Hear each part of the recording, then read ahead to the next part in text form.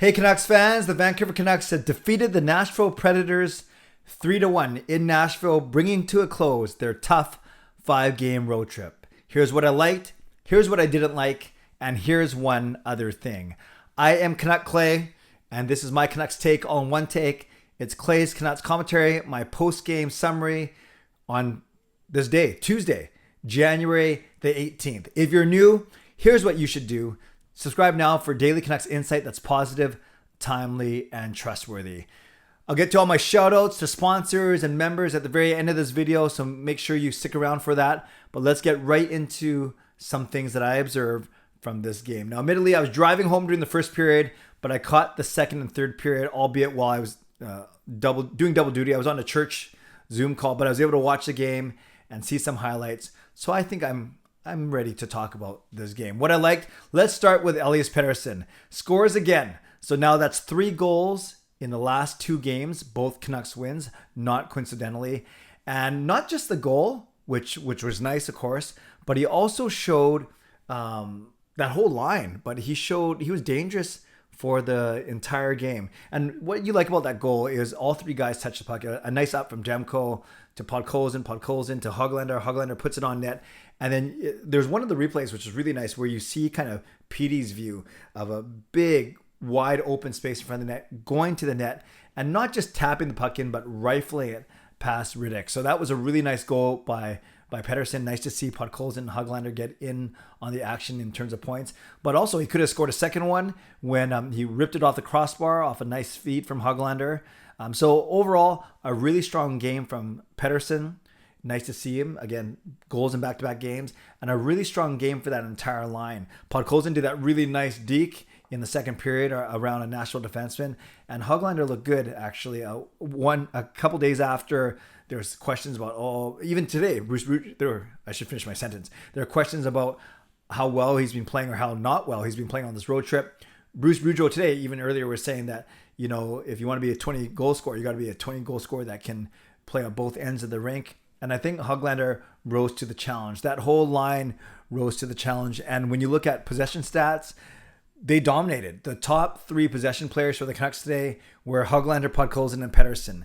74% Corsi for Höglander, 71% Corsi for Podkolzin, and 63% Pettersson, Corsi for Pettersson. So that means when those 3 guys were on the ice, especially together, they were controlling play. So a really good showing by that entire first line.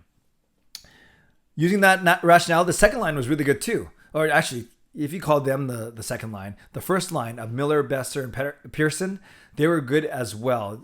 Not only combining for 1 goal, but also, I think it was on the power play though, that Boeser goal. I better check that. Was it on the power play? Yes, it was. Okay. So technically it wasn't their line that scored, but overall they played well. Possession-wise, they played really well. Pearson didn't get on the score sheet, but Miller had the assist on Boeser's goal. And then when you look at their Corsi numbers as well, Miller 53%, Boeser and Pearson right at 50%. So our top 2 lines were either right at 50% or above 50% when it came to Corsi. And there was one shift, you guys might remember, about 2 or 3 minute period in the second period where the Canucks completely dominated. I remember Ekman Larsson and Myers were out there, then Hughes. But then it started with, I think, Petey's line with Petey, Höglander, and Podkolzin dominating for about a minute. And then Boeser, Pearson, and Miller rolled out right after that, and they also dominated that shift. Didn't result in a goal. In fact, it actually resulted in a good, better chance for Nashville going the other way, but that's okay. But overall, I thought the top 2 lines for the Canucks played really well. Lamko's line chipped in with the goal. Lamko's nice goal from the crease, but actually they got caved possession-wise, but I'll talk about that in a second. Of course, Thatcher Demko, another excellent effort. 31 saves on 32 shots. I've said this many times. In the Florida, Tampa, and Carolina losses, he didn't lose the game for us, but he didn't steal wins either against, admittedly, some very tough teams. The last 2 games against Washington and Nashville, both wins, Demko has been outstanding. So those are the things I'd say I liked. I like the play of the top 2 lines. I like Quinn Hughes' play, 1 assist, but 26 and a half minutes of ice time. And you also look at Kyle Burrows. The fight. This guy's tough. This guy's way tougher than I thought. He had a fight. Actually, everyone was fighting tonight. Myers was fighting. Burrows was fighting. Well, not everyone, those two guys. And then Burrows had 7 hits. That's right. Kyle Burrows had 7 hits in only 12 minutes of ice time. So he's hitting someone every half a minute, which is pretty darn impressive. So those are among the many things that I like from tonight's win. As you know, I don't like to say too much about too many negative things when the Canucks win. But I did find a couple things I didn't like. One of them was special teams. Once again, sure, they got a power play goal, but they again allowed a power play goal. The first goal of the game. It seems that the Canucks always allow the first goal of the game, and it's always a power play goal by the opposition. So Canucks go 1 for 5 on the power play, go only 1 for 2 on special teams. That's 20% plus 50%. CCSTS, Clay's cumulative special team stat of only 70%.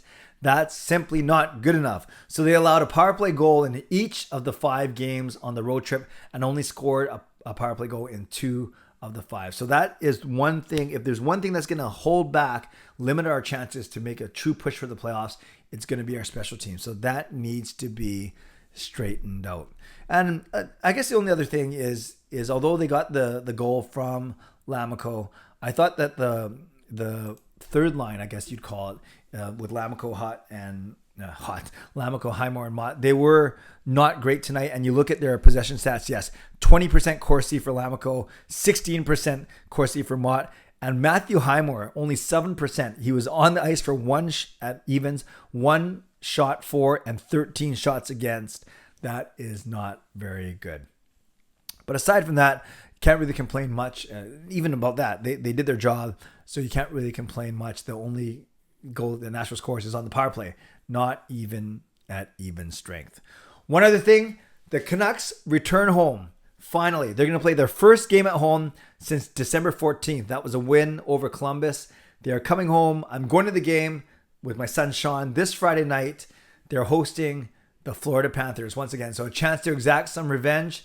But not only are they coming home, probably playing in front of a 50% capacity crowd, which is fine.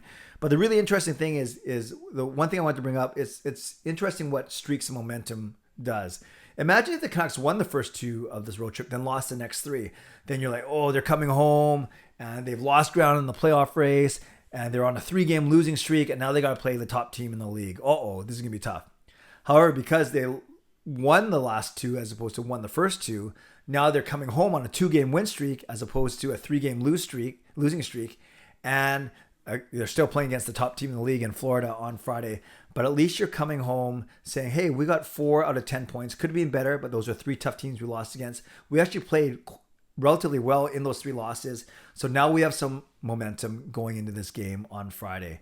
So not only is it because it's a 2-game winning streak, not only because it's a tough opponent, Florida, but most importantly, because it's our first home game in a month and 5 days since December 14th. Actually, it'll be a month and a week, December 14th, all the way to January 21st. I'm sure the fans will be hyped. They'll make that 50% crowd sound like 100% capacity. And I know the team is going to be excited as well. So there's what I liked. There's what I didn't like. And there's one other thing, the Canucks returning home to play this Friday. Let me know in the comments what you liked, what you didn't like, and one other thing from tonight's game. Shout out to my sponsors, Perform and Transform, Personal Training and Weight Loss. Sign up now for a free 7-day trial. Use the link in my video descriptions. And to Van City Experts Real Estate Group. Contact Jason Lim and his team for all of your real estate needs. Also, shout outs to my legends, legendary Lucas Gates, legendary Justin Credible, legendary Andrew Chang, hero members, Nux fan number 29 and Carol Bovenlander, Hall of Fame members, Jens 95, Sim Alexander, Chris Seifert, Adam Broomfield, Shannon Hollingworth, HSM Fangirl Gaming, Smooth Groove, and Fung Q. Thank you for your support as always. Thanks to the support of all members of all levels. You are listed in my video descriptions. If you want to become a member of the CCC Crew, press the join button underneath this or in my videos, or on the memberships tab on my YouTube channel. Subscribe if you'd like to, like this video if you'd like to, become a member or upgrade if you'd like to, leave a comment down below if you'd like to, what you like, what you didn't like, and tell me one other thing, and join me tomorrow night, Wednesday night at 10 p.m. for my weekly Wednesday live stream. We got a prize to give away, so I hope you guys can join me then. Okay, friends, leave a comment down below. We're on a good mood. Canucks win 2 straight, coming home to play on Friday. Stay safe, stay healthy. Take care of yourselves and take care of each other. Have a great night. God bless. And go Canucks go.